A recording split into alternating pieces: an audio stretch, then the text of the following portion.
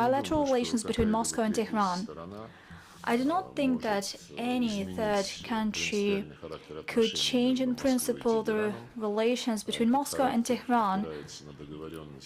They are building upon arrangements that were reached between presidents of Russia and President of the Islamic Republic of Iran, and they meet the interests of the two states, two peoples, and it is reflected in a host of practical material projects, such as the construction of Bushehr nuclear power plant, the implementation of plans in transport infrastructure, such as international North-South corridor, and many other issues on the agenda of Russia-Iran relations, and that are of special importance, including for the development of the whole region, the Eurasian continent. Naturally, when the United States starts acting solely and exceptionally ignoring all the norms that the Americans have been advocating and promoting the model that they called globalization. And as I've already mentioned, after that they abandoned all their principles, and this gives food for thought. This makes us believe that our American colleagues might not be reliable when they act in such a way, and betting on the following: wherever there is oil or some other important strategic natural resources, and thinking about advancing only its own interest, using threats and direct pressure, namely tariffs. For instance, partners of Iran see the 25% tariffs. When it comes to Russia, there is the Senator Lindsey Graham. He is listed in the relevant Russian lists, and recently he's been quite active. He's been promoting the 500% tariff initiative with all countries that trade with Russia. Naturally, you can smile about it, you can be angry about that, you can reject that, but I believe that we simply need to keep on working and implementing the arrangements that we have with Iran, that Russia has with all its trade and economic partners. When such a strong country as the United States is acting with such malevolent means and using unfair play, it only says that the competitive position of the United States has been gradually becoming worse. Probably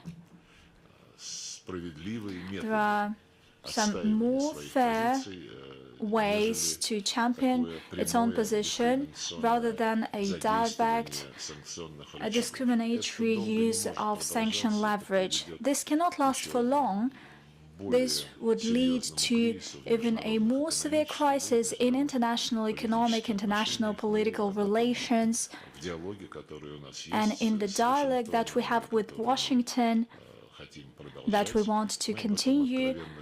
We talk about that frankly, and we frankly discuss the need to sort out the mess when it comes to the means that are applied in the international arena. Thank you. And a recapping question, Zvezda.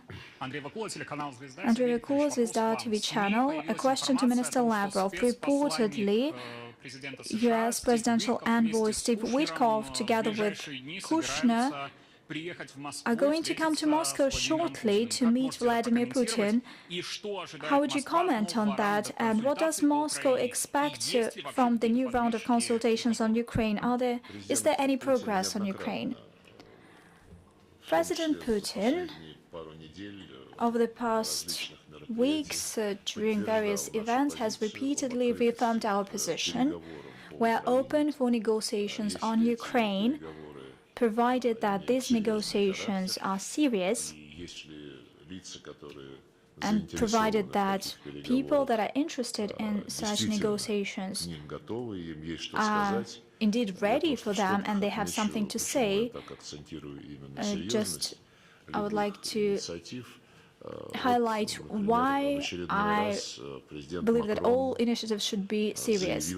Recently, President Macron has once again claimed that he would definitely call Putin in the upcoming weeks. It's not the first time he says that. Well, for starters, we are all adults, and when adults take official positions, and especially when they want to discuss war and peace, probably you should suggest having the relevant contacts. When, for instance, in case of Mr. Macron, somebody says, I will talk, we will definitely need to talk with Putin, and in a couple of weeks' time, I will come up with something. That is not serious. That is just a PR campaign. That's a megaphone, microphone diplomacy that never led to anything good.